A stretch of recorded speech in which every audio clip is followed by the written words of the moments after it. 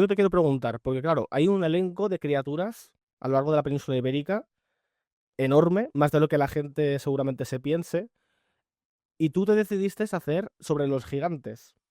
¿Por qué los gigantes en concreto? Bueno, eran aquello que dice la expresión popular de la niña de mis ojos, pues algo parecido. Cada escritor, cada folclorista, supongo que tenemos nuestra debilidad. Yo creo que, por ejemplo, la de Jesús Callejos son claramente las hadas. O sea, yo creo que se le nota cuando habla de hadas. Sí. Pues el pobre es, yo creo que un poco más sí se levanta, ¿no? Mientras está hablando. Cuando habla otras cosas no digo que lo haga mal, pero creo que se nota mucho que a él lo que le gustan son las hadas. A mí desde siempre me ha parecido muy enigmático la idea de los gigantes. Quizá porque yo siempre he sido un poco escéptico, lo cual no quiere decir que yo niegue ninguna realidad, pero siempre soy un poco escéptico. Entonces, el que más me encajaba a lo mejor que hubiera podido existir era una antigua tribu de gigantes, era el que más me encajaba. O sea, me parece más creíble, siempre muy entrecomillado esto de creíble, pero más veraz. Vamos a decir más veraz para que nadie se sienta ofendido. Me parece más veraz la idea de que puedan haber existido unos gigantes que, por ejemplo, hayan podido existir unos dragones. Para mí, habrá otra comida. Pues a mí un dragón me parece más porque los reptiles, perfecto. Pero a mí me parecía más creíble. También es cierto que, sobre todo a nivel de la península ibérica, hay otros mitos que nos han llegado muy resquebrajados, muy tocados, podríamos decir. El mito del vampiro nos ha llegado muy desdibujado, ya prácticamente es, pues se creía en una especie de búho que chupaba la sangre. Bueno, ya esto no es exactamente el mito del vampiro, ya son cuentecillos, ya son consejas. En cambio, me di cuenta que con los gigantes teníamos toda una estructura. Nos habían llegado historias de cómo viven, qué es lo que se supone que creen, qué comen, cuándo trabajan, cuándo no, cómo visten, cómo se hace un pacto con ellos, qué es lo que les molesta, por qué entramos en guerra con ellos. Se explica hasta por qué entramos en guerra con ellos. Todo eso en otras mitologías populares no nos había llegado. O sea, ¿por qué es un peligro el hombre lobo? Pues no. Está.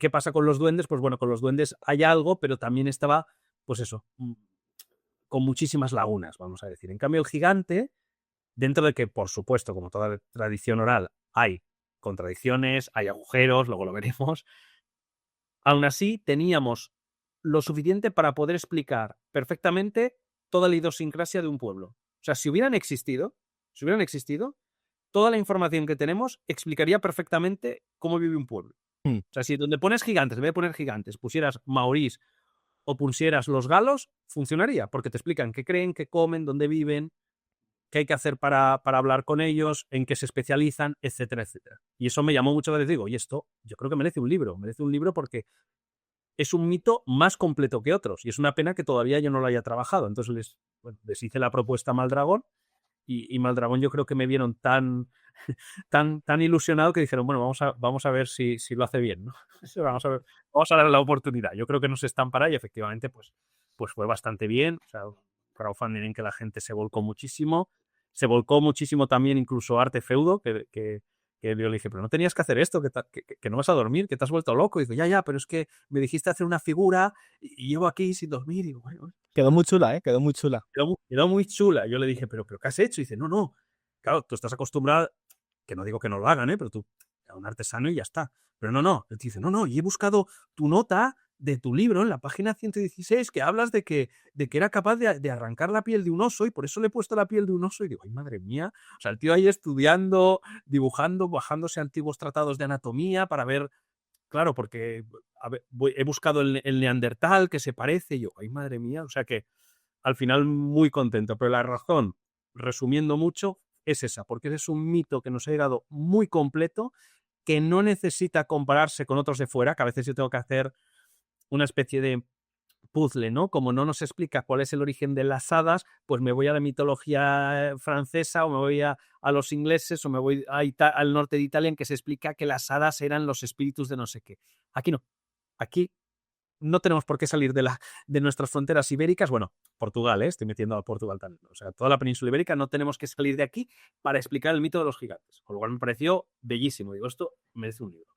Jolly, pues me parece muy interesante porque, claro, yo he oído hablar de gigantes, de la mitología íbera, pues yo qué sé, el Ojanka, no imagino que lo podemos meter ahí, ¿no?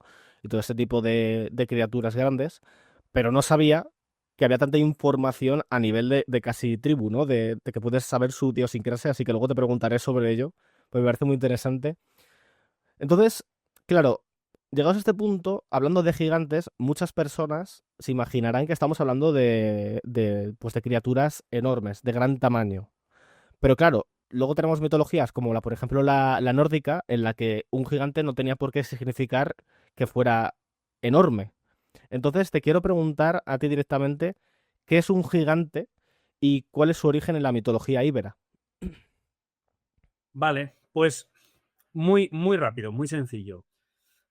En realidad, el gigante, como yo creo que se puede entender por la propia palabra, es un ser antropomorfo. Digo ser antropomorfo, porque algunos dicen no humano. No, no, no, no.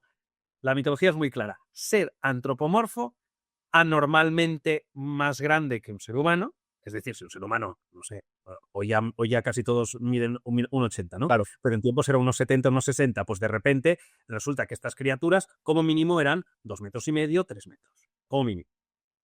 Ahora, hay un problema. Cuando se habla del gigante como una especie de tribu, de la que luego hablaremos, ahí sí que no se exagera tantísimo a lo mejor en los tamaños. Te puedes encontrar que hay gigantes, pues eso, de 3 metros, de 3,5 metros, lo cual, hombre, es complicado, pero no lo hace imposible.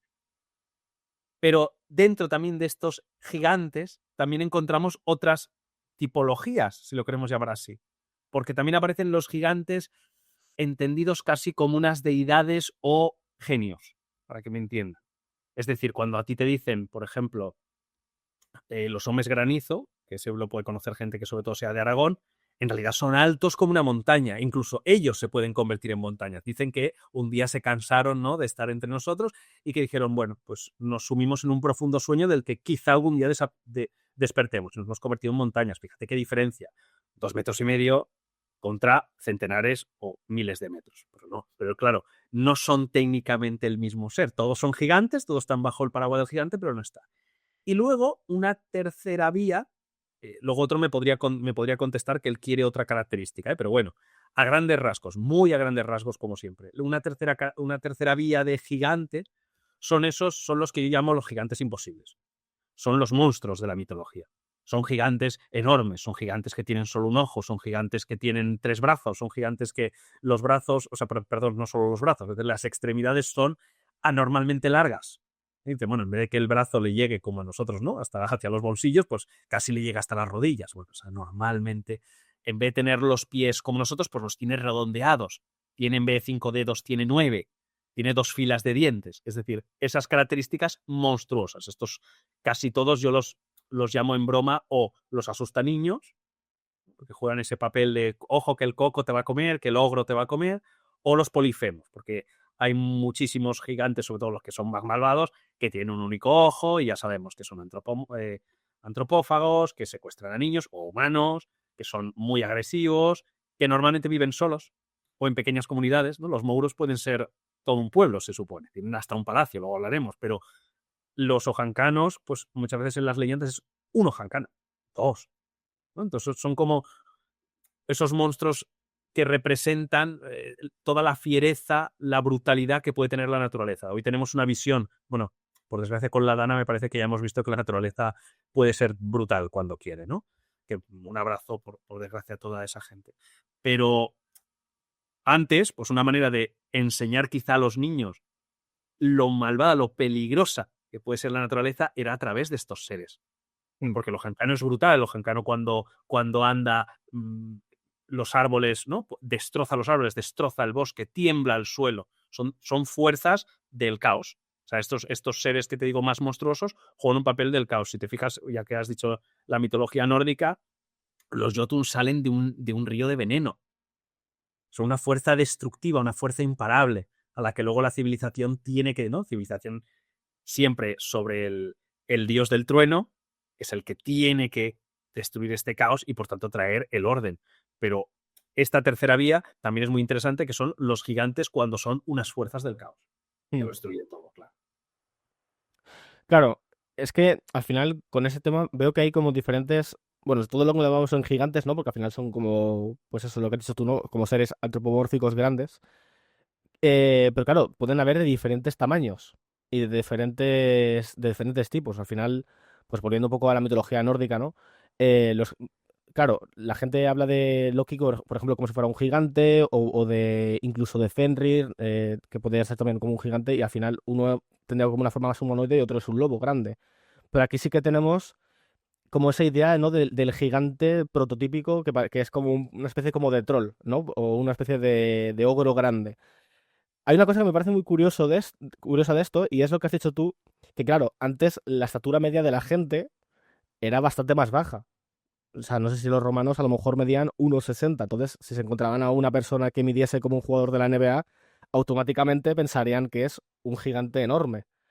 Entonces, me parece muy curioso. Luego hablaremos de esto un poco sobre la veracidad, de qué se ha encontrado, qué se habla de las tribus, si aquí había alguna en especial. Pero te quiero preguntar qué diferencias hay entre los gigantes de nuestra cultura, o de la cultura íbera en general, con otros gigantes de fuera. Por ejemplo, con la cultura griega o con la cultura vikinga. ¿Qué diferencias podemos encontrar así más notorias? Porque al final el ojáncano no deja de ser un cíclope que sí que lo tenemos como más, Pues, lo tenemos más ubicado, ¿no? pues mira, con el tema de los gigantes, yo creo que el ojancano es muy, muy parecido. O sea, es verdad que unos dirán, no, pero el ojancano dice que es pelirrojo. En cambio, en la mitología griega no se habla de ese pelirrojo. Luego ya serían idiosincrasia local, digamos. Mm. Pero a grandes rasgos, incluso las historias, si tú cambiaras Polifelo por ojancano, Sí. sí. De ahí que algunos investigadores sospechen si pasó que los íberos que durante muchos años sirvieron como mercenarios en los ejércitos griegos quizá conocieran estas historias y las importaran, Mm. o hay algún investigador que va a más, que dice, no, no, no, no es imposible que fueran los íberos los que contaran estas historias a los griegos y fueran los griegos los que acabarán diciendo, porque curiosamente muchos relatos de la mitología griega y posteriormente la mitología romana, claro, ya sabes que copiaron el examen, por decirlo de alguna manera, em, los combates son en la península ibérica o son en el norte de África. Sí, cierto. Entonces dice, bueno, Hércules vino a la península y ya sabes lo de las columnas de Hércules. Hércules vino a la península y acabó con Caco, que se supone que es el Monte Moncayo, ¿no? Lo estampó contra el Monte Moncayo. Bueno, el mito de Pirén, ¿no? Hay algunos que dicen, no, no, ¿y si fue al revés? Nunca lo sabremos, pero a mí no me parece tampoco una teoría tan descabellada ni conspirativa pensar que a lo mejor fueron los griegos los que conocieron estas historias de nosotros y por eso se parecen tantísimo. Sin embargo, hay otras historias que sí que son, vamos a decir, distintas. ¿Por qué? Porque puedo estar equivocado, porque hay tantísimos mitos que a lo mejor alguien me puede decir, pues mira, en mitad de Siberia, vale. Pero de los que yo he podido conocer, digamos que la vía que más se escapa de los gigantes del resto del mundo es este especie de pueblo primitivo, originario, que se supone que existió aquí en grandes números en un tiempo indeterminado, y sabes cómo funciona la mitología. Ojo, que no son el antepasado del ser humano, ¿eh? Son otra estirpe, otra tribu, otra raza. Y que tenían sus costumbres, que tenían su pueblo, que tenían su ganado, que se tenían... O sea, esta idea de un pueblo con su orden y su civilización, sin que sea monstruosa esa civilización, eso sí que me parece muy fresco, muy autóctono. No diré que no ha existido en ningún lugar, pero fíjate que en otros lugares siempre el gigante es una cosa, pues tampoco diría una bestia, sino un ser al que hay que derrotar, un monstruo antropófago que destruye una ciudad, pero la idea de decir, no, no, había veces que funcionaba mal, que entrábamos en guerra, que no todo salía perfecto, como lo estoy narrando yo, pero la idea de un pueblo con sus propias costumbres, que encaja como si dijera, mira, porque sé que los gigantes es difícil de creer, pero por todo lo demás podría creer en ellos, porque está todo perfectamente explicado. Mm. Entonces, esa sí que me parece muy autóctono. Uno mira, bueno, Pablo, por un ejemplo, los mouros en Galicia. La idea del mouro en Galicia me parece muy fresca. Que haya tantas preguntas que tienen respuesta. Porque en otros lugares habrá pues algún pueblo, etcétera, etcétera, pero tantas preguntas que tengan su respuesta, me parece increíble que ese legado haya conseguido llegar hasta hoy. Eso me parece increíble. Con lo cual, en el libro, a los mouros, a los gentiles, se les da mucho espacio porque tienen mucha riqueza cultural. Ha llegado muchísimos mitos. Así como otros han quedado como una especie, como te he dicho yo, de asustaniños, pues bueno, pues ¿qué era el coco? Bueno, pues ni se sabe. El coco ni siquiera se le describe. pero todos le hemos tenido miedo de niño. Sí. Fíjate, nuestras madres nos decían, ten cuidado que el coco te comerá. Nunca le preguntaste qué aspecto tenía, pero tú le tenías miedo. Pues hay veces que te quedan 2 líneas. En cambio de los mouros, hay muchísimas, muchísimas leyendas. Es una barbaridad la suerte que hemos tenido con este tipo de gigante que es plenamente autóctono.